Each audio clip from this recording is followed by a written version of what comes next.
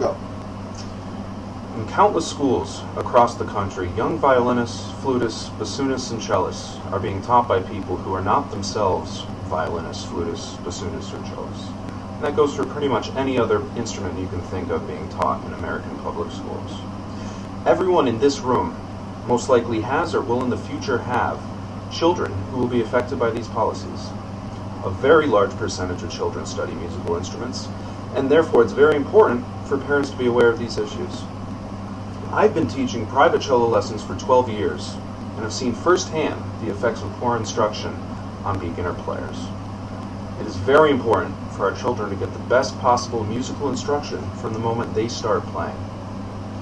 Today, I plan on discussing why instrumental education needs to be reformed and how I plan on doing it.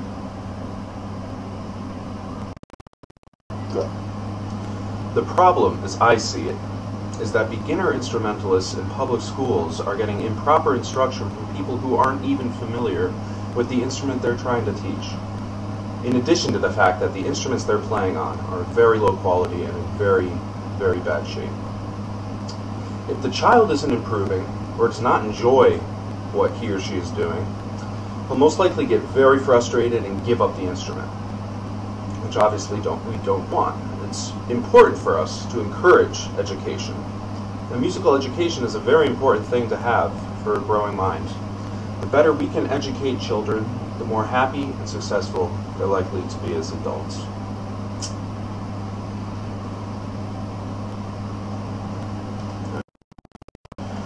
We need to change the way elementary school music education is conducted. Education needs to be more specialized. A beginner-level cellist, for example, must only be instructed by someone whose primary instrument is the cello. Also, instruments provided to elementary school students should be in proper working condition. They don't need to be outrageously expensive, but they should be well taken care of and maintained properly. Today's public school music teachers often instruct students on instruments that they have very little experience with. It might seem that two instruments such as the violin and the cello are very similar to each other and could easily be taught by the same teacher. I would argue to the contrary. Though the cello looks like a big violin, the way in which you play it is entirely different. Everything about the instruments is reversed. I've never once seen a cellist who was taught by a violinist actually play the cello well. And once these bad habits have been introduced, it's almost impossible to reverse them. Now, when a student starts playing an instrument, he's scared and vulnerable, being exposed to this foreign activity at such a young age. Playing on a shoddy instrument does not help in any way. If anything, younger students should have more superior instruments than older students. The goal is to get the young student interested in what he's doing, and forcing him to play on an instrument that sounds like a dying cat is not going to help out in the interest department. The biggest counter-argument I can see is that schools will have to hire more teachers, which will cost more money.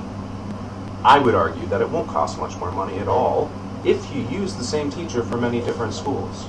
Instead of having one instrumental teacher at each school who focuses on the students within that one particular school, teaching all the instruments, you could have multiple teachers who focus on a specific instrument each, teaching at multiple schools, traveling between schools. The man hours are the same, and yes, the teachers might need to be reimbursed for travel expenses, in addition to the fact that it would make class scheduling a little more complicated, but I think the results would be more than worth it. As far as purchasing halfway decent instruments and maintaining them properly, yeah, it's going to cost a bit more money. However, any school system that is well funded enough to provide a music program should have enough money to give its students proper instruments. If something's worth doing, it's worth doing right. These are our children's educations we're speaking of here. Education, more than anything else, is what separates human beings from other organisms. A good education is the most important thing a person could possibly obtain, and music is a vital part of that education. Though most students will not go on to become professional musicians, their musical educations will expand their minds and help develop parts of the brain that aren't easily accessed through other areas of study. If you truly care about your children's education and welfare, you must take music education seriously. In conclusion, I think it's quite obvious that instrumental education in our public schools has some gaping holes, and I hope I've convinced you of my ways to fix them. It's very important that we have teachers who actually know something about what they're teaching, and instruments that know something about how to make nice sounds. I encourage you all to think about the education your children are receiving, and try to do the most you can to ensure that it's at the highest possible quality. I know it's incredibly cliched, but the children are our future, and it's truly impossible to put a price on their education. Thank you.